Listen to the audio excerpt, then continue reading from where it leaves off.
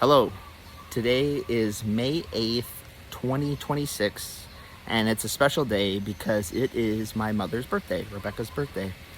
And most of you who know my mom know that she's a sweet, kind, gentle human. Uh, she's a great mother, a great grandmother. She's one of the main reasons I started doing stand-up comedy, which is one of the loves of my life. She helped me realize that I'm funny, and also just seeing how funny she was a big inspiration to me. She was there for my first ever open mic. She's been a part of the scene when she's been here for months at a time, and I just love her so much. And I wanted to share a story that kind of shows you a little taste of not just those sweet motherly grandma figure that she is, but also the brave, strong woman that she is as well.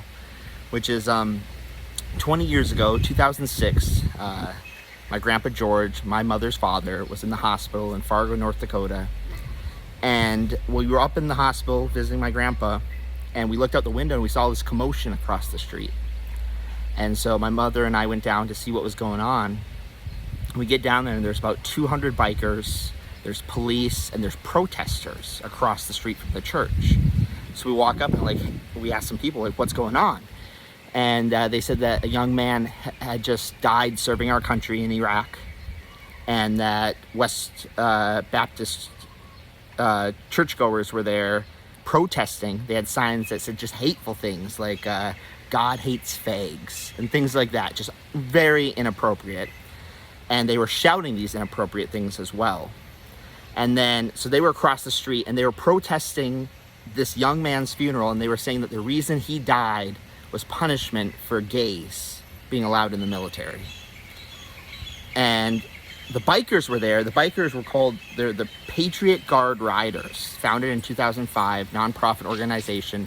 They would go around the country and they would shield the families that were mourning lost ones from these Westboro Baptist Church members. And so we see all this commotion, and then the cops are in between the bikers and the protesters.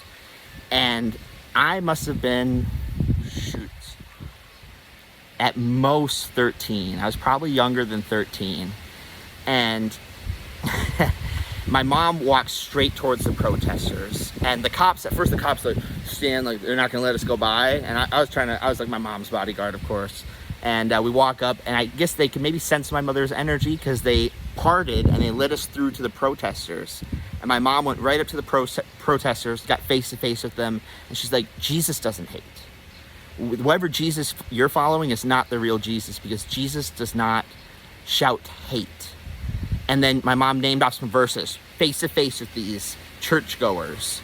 And after a few moments of some back and forth, they tried to yell at my mom, and I was like, all right, someone's gonna get it. But my mom, she just stayed calm, she stayed strong. And after a few back and forth comments and some reciting done properly by my mother, these protesters took their signs and they left. And as they're leaving, 200 bikers started chanting, na na na na, na na na na, hey, hey, hey, goodbye. And hearing 200 bikers chant that or sing that is amazing. And then they all turned to my mother and they cheered and they're like, you go, lady, yeah, you. And super proud moment, dude. And then when I got up to the hospital room, just like my grandpa had watched it all from the window. And it's just so cool. He's like, that's my babe. That's what he called her. Oh no, I'm emotional at the end.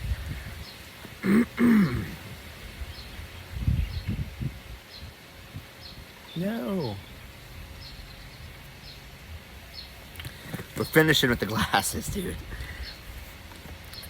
And that's my story that I wanted to share, that lets you know that Rebecca is not just shit.